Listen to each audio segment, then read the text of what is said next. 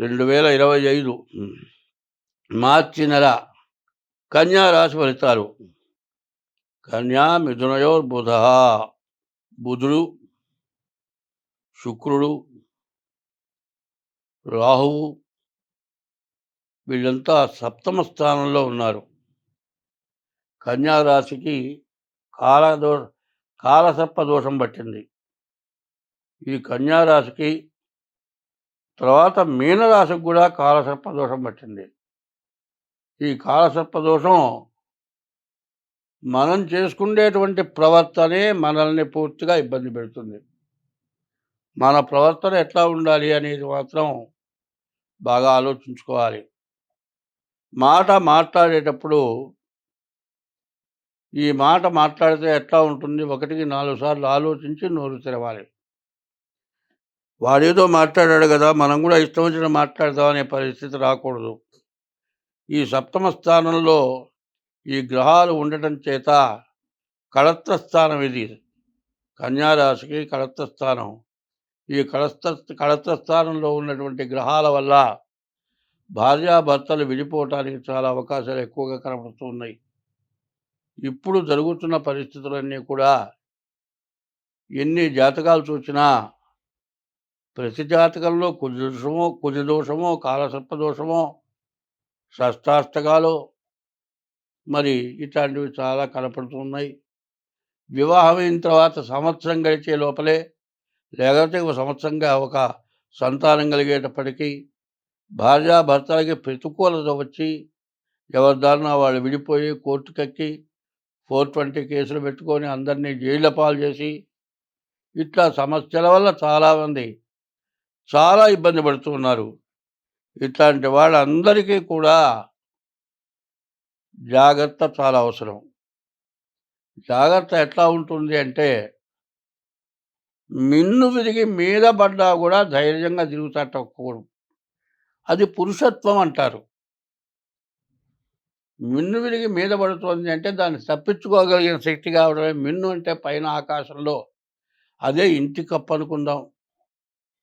మీద పడే టైంలో తను ఒక్కడు కాదు, తనతో పాటు తన భార్య, పిల్లలు, కుటుంబం అందరినీ కూడా బయటికి తీసుకొచ్చిన వాడు పురుషుడు, వాడు పురుషత్వం దక్కుతుంది. కాబట్టి తనకు తాను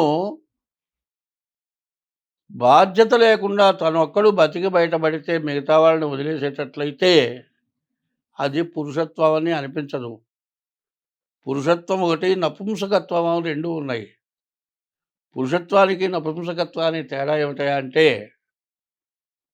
ప్రతి వ్యక్తి కూడా భర్తలుగా బరాయించేటువంటి వాడు, భర్తలుగా బాధ్యత కలిగినటువంటి వాడు, కుటుంబానికి యజమాని అనేటువంటి వాడు ఏం చేయాలి, అందరికీ ఇంట్లో వాళ్ళందరికీ కూడా అవసరాలన్నీ కూడా తీర్చి తను తినకపోయినా కూడా తిన్నంత తృప్తి పడేటువంటి వాళ్ళు 100కి 90 మంది ఉన్నారు.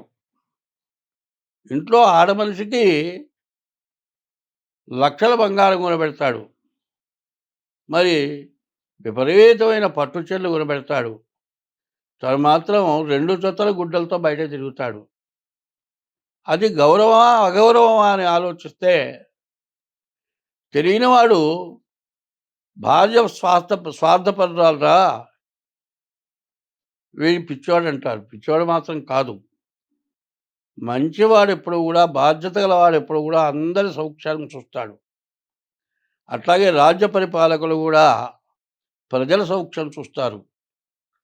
అట్లాగే రాముడు కూడా ప్రజల సౌఖ్యం చూశాడు. కాబట్టి మరి ఆయన జీవితం మొత్తం కూడా రాముడు లాంటి కష్టజీవి లేడు, రాముడు లాంటి పరిపాలకుడు లేడు, రాముడు పరిపాలించిన రాజ్యం లాంటి రాజ్యం లేదు. కాబట్టి ప్రతి వ్యక్తి కూడా ఈ బాధ్యతలు చాలా ముఖ్యమైనవి. ఏదో తక్కువైంది ఏదో ఆలోచిస్తూ కూర్చుంటాం కాదు కావాల్సింది. మనం మన చేతనైనంత వరకు ఒకరికి చేసిన మేలు వల్ల ఆనందం వస్తుంది. వాడి కొంపదీసి వాడిది కాజేసినందువల్ల పాపం కాదు, నీ మనస్సుకే తెలుసు నువ్వు చేసిన దొంగతనం ఆవరణలో ఒక వస్తువును కాజేశావనుకో, అందరికీ ఆ భయం ఉండదు. దొంగతనం చేసేవాడికి భయం ఉంటుంది. పాపం చేసిన వాడికి భయం ఉంటుంది. పుణ్యం చేసిన వాడికి ఆనందం ఉంటుంది, ఆరోగ్యం ఉంటుంది. కాబట్టి మన భారతదేశం యొక్క ప్రభావం ఏమిటయా అంటే, మానవులు అందరూ గూడా 100కి 80 మంది మంచి స్వభావం కలిగి ఉన్నారు. ఇది వేద ధర్మము. ఈ వేద ధర్మం ఎట్లాంటిదంటే, దైవాన్ని పూజించడం, భార్యని, స్త్రీని ఎప్పుడూ కూడా మరి ఈ స్త్రీ లేకపోతే ఉత్పత్తి నశించిపోతుంది. ఉత్పత్తి ఉండదు. ఉత్పత్తి ఉండాలంటే స్త్రీ ఉండాలి. మరి మనం అన్నం తినాలంటే భూమి నుంచి వచ్చేటువంటి సంపదంతా, ఆహార పదార్థాలన్నీ, తాగే నీళ్ళు గాని భూమి నుంచి వస్తున్నాయి. అట్లాగే కుటుంబం బాగుండాలి అంటే కుటుంబ యజమాని యొక్క భార్య మంచి ధర్మాత్మురాలైతే ఆ కుటుంబం బాగుపడుతుంది.